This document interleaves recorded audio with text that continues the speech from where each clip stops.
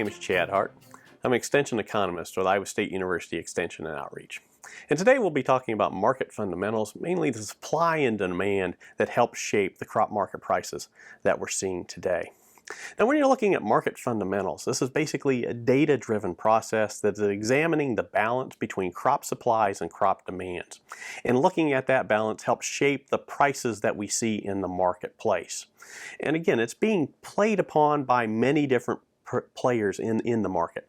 Not only the producers, but the users of the crop and how they see supply and demand being shaped by different features.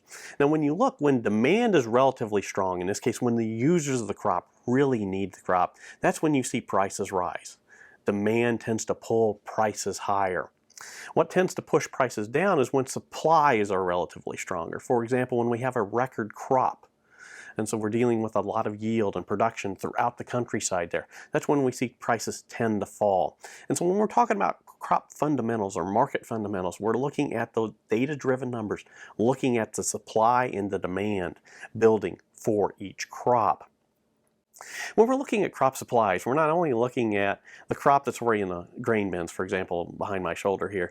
That's the old crop supply, the crop that's already been harvested and is ready to be utilized by ethanol plants, by elevators, by feed mills. But we're also looking at new crop production, new crop supplies. What's being planted out in the fields today, what's going to be available in the next harvest time. So we're looking at not only existing supplies, but new potential supplies that can influence the marketplace. And USDA provides reports on these to help market participants figure out how large supplies are as we enter the marketplace. Not only do we look at the supply side, but we're also looking at crop demands. And the first foremost demand that most people think of is livestock feed. When you look across the U.S. countryside, we have a lot of cattle, hogs, chickens that utilize corn and soybeans as a feed product, and so that helps pull demand for those crops. But not only do we have that, we're looking at more bioenergy growth as we look out there through ethanol and biodiesel and how that pulls crop. And so that demand and how that builds and influences the market. And then finally looking at the export marketplace. As you see the example here of the container ship here, where we ship out corn and soybeans to many countries across the world. And so we have these different demand sectors that are pulling crop, from our grain stocks, from our fields, in order to utilize that crop. And so that helps shape our prices. Now, in order to get some information on these crop fundamentals, there are a lot of USDA reports, and the USDA provides a wealth of information on the market fundamentals. First and foremost, each and every month they produce what is called the World Ag Supply and Demand Estimates Report. And this not only looks at what's going on with the U.S. crop, but it looks at overseas crops as well, so we get a global picture on crop supply and crop demand, so that we can look at, China continuing to pull more crop in for their own demand. If they're doing that, well, one would expect to see prices go higher. At the same time, when we're looking at Brazil and Argentina, looking at a possible record harvest, well, that could drive prices down. So we get this global picture on what's going on when we look at the World Ag Supply and Demand Estimates Report.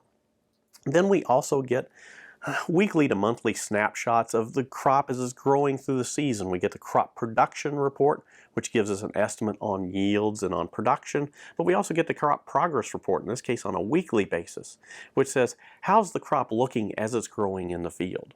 Is it looking good or excellent? Do we have some dry spots out there? How's subsoil moisture going? So we get some idea of how the new crop is progressing as it approaches harvest. We also have reports that detail the acreage that is available for crop production. Starting in March, you see USDA produce what they call their prospective plantings report, which is basically where they survey producers across the country, asking them, what do you intend to plant this year?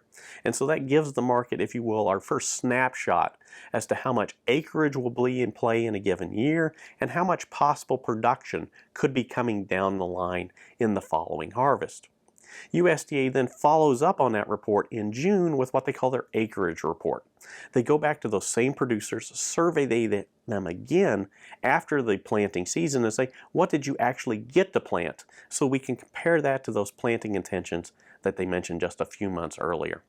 And so we get another snapshot, if you will, of the growing crop. Then we need an evaluation of how much crop is left over from the previous harvest, and that's the grain stocks report. And this is a quarterly report put out by USDA, and it basically summarizes how much is not only sitting in the commercial elevators across the country, but how much is left on the farm, left to be sold, that can be brought into the marketplace. And so we see a wealth of information being produced out there by USDA that shapes not only the supplies of the crop, but also the demand that exists for that crop. So that as a market participant, I can look and see, is supply a little stronger than demand? Well, then I would expect prices to fall in the near term. If demand's looking a little bit stronger than supply, then we might see prices rise. But all market participants have access to, equal access to information which shape the crop fundamentals that interact within our marketplace.